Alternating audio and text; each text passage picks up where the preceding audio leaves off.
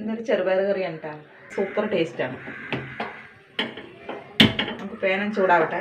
കുറച്ച് വെളിച്ചെണ്ണ ഒഴിച്ച് കൊടുക്കുക. കുറച്ച് കടുക് ഇട്ട് കൊടുക്കാം.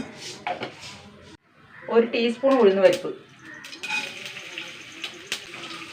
2 വറ്റലമുളക്, കുറച്ച് കറിവേപ്പില,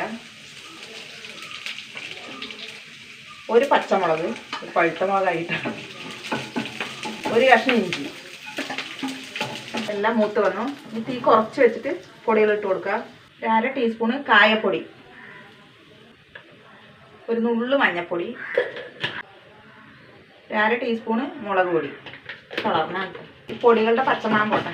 ഞാൻ നേരത്തെ ചെറുപയർ വേവിച്ച് വെച്ചാണ്. ശകലം ഉപ്പിട്ടിട്ടാണ്. നന്നായി വേവിക്കണം. അതിൽ ഒഴിച്ച് കൊടുക്കുക. ഇതിൽ ചാറ് പോരാ, കുറച്ച് ചൂടുവെള്ളം ഒഴിച്ച് കൊടുക്കുക. നന്നായി ഒന്ന് തിളക്കട്ടെ. കേട്ടോ, നന്നായി തിളച്ചു. സൂപ്പർ ടേസ്റ്റാണ് കേട്ടോ.